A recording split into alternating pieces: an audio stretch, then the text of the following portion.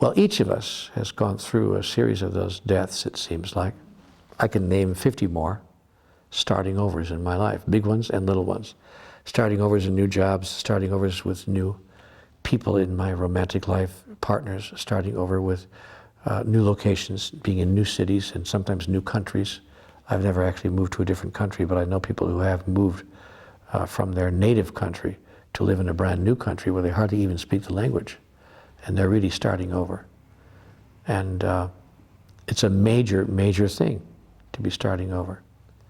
Now, the point that this 94-year-old man was making to his grandson is, if these starting overs are held as gifts, if they're held as the first step toward the next best thing, we can be grateful for them, and we can use them, and we can celebrate them,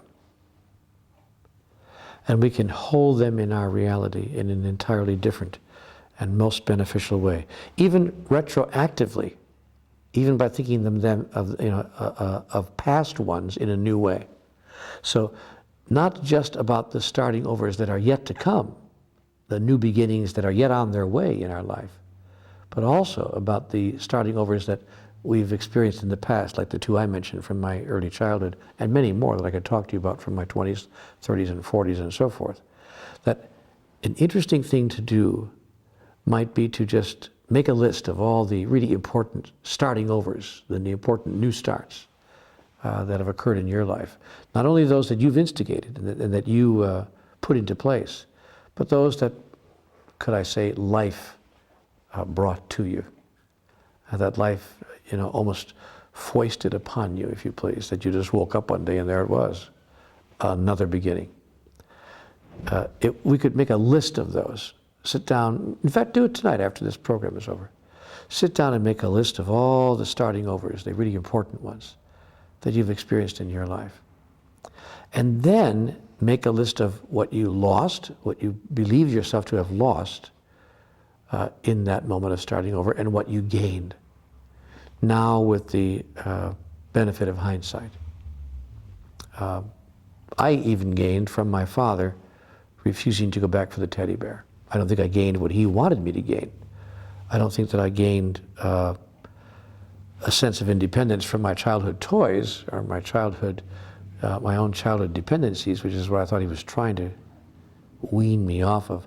But I did gain a deep appreciation for the experience of loss and sadness, and a deep, rich compassion for people who have experienced being torn away from something that they did not want to lose, and being torn away from it prematurely, if you will.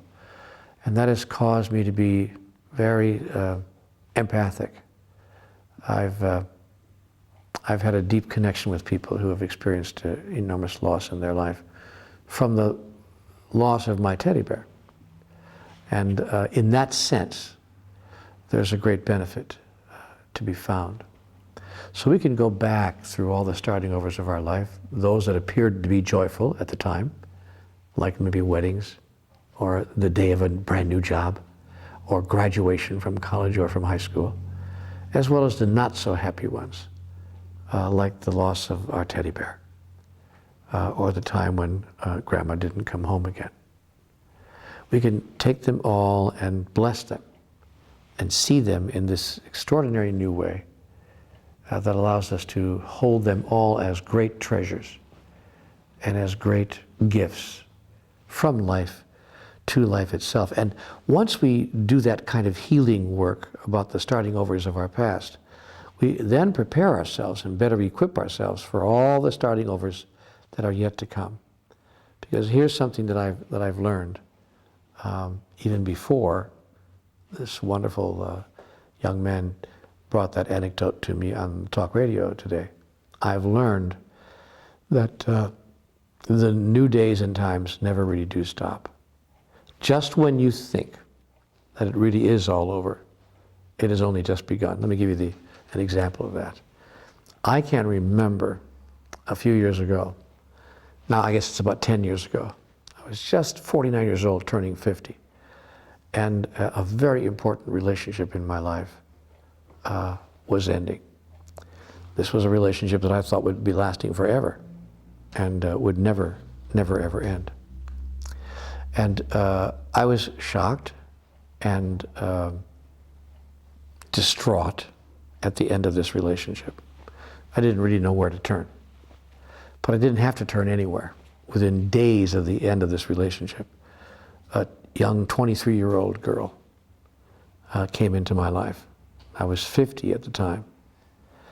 And she allowed us to how, after a few interactions with me, she would be interested in striking up a more meaningful relationship, which we did. And that relationship lasted for almost 2.5 years. We're good friends to this very day. And it brought a sense of richness and aliveness once again to my life. I was a 50-year-old person. This person was obviously much younger than I was. But it also brought me more than that. Because I have to tell you that I thought at that point, at the age of 50, all right, the time of my life to have those kinds of really exciting, vital, dynamic relationships, that time is over. I'm now 50. But this person taught me something new about that.